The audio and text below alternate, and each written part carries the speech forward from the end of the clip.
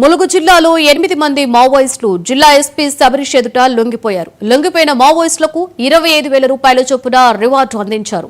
తెలంగాణ ప్రభుత్వం కల్పిస్తున్న సదుపాయాలు తెలుసుకున్న మావోయిస్టులు హింసను వీడి జనజీవన స్రవంతిలో కలుస్తున్నారని ఎస్పీ శబరీష్ చెప్పారు. సెకండ్ సిఆర్సీగా కమాండర్ కొద్ది రోజులు పనిచేసిన తర్వాత సెకండ్ ప్లాటూన్కి కమాండర్గా ఉన్నాడు. తర్వాత దీంట్లో సరెండర్ అయిన వాళ్ళు ఒక సెకండ్ ప్లాటూన్లో పనిచేస్తున్న ఏసీ ర్యాంక్ ఉన్నారు. దెన్ 9th ప్లాటూన్లో పనిచేస్తున్న ఒక ఏసీఎం అండ్ 1 పార్టీ మెంబర్ కూడా ఉన్నారు. వీళ్ళందరూ ఏంటంటే సిపిఎం మావోయిస్ట్లో మిలిటరీ ఫార్మేషన్స్ అని ఉంటాయి. అంటే they are for the protection of the CPI Maoist cadres. వీళ్ళందరూ వాళ్ళు చాలా ధైర్యం చూపిస్తారని వాళ్ళందరికీ అలాంటి పోస్టులు ప్రమోషన్స్ ఇస్తూ అక్కడ పెట్టుకొని ఉంటారు. సో వీళ్ళంతా ఎవరు వాళ్ళకి దేవర్ considered Brave enough.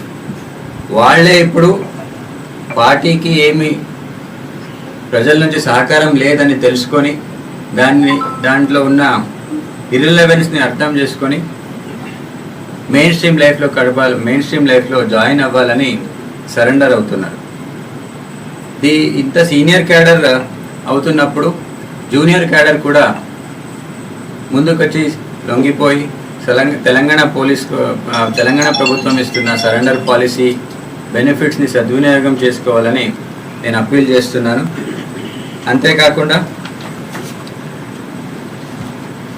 Public support వల్ల మనకి తెలంగాణ పోలీస్కి చాలా సక్సెస్ వస్తూ ఉంది in controlling extremism and anti extremist ఫీల్డ్లో మనకి పబ్లిక్ సపోర్ట్ వల్ల చాలా సపోర్ట్ ఉంది. ప్రజలైతే చాలా వ్యతిరేకంగా ఉన్నారు మావోయిస్ట్ పార్టీకి. సో ఇది ప్రతి ఒక్క సిపిఎం మావోయిస్ట్ పార్టీలో పనిచేస్తున్న క్యాడర్ కూడా అర్థం చేసుకోవాలి.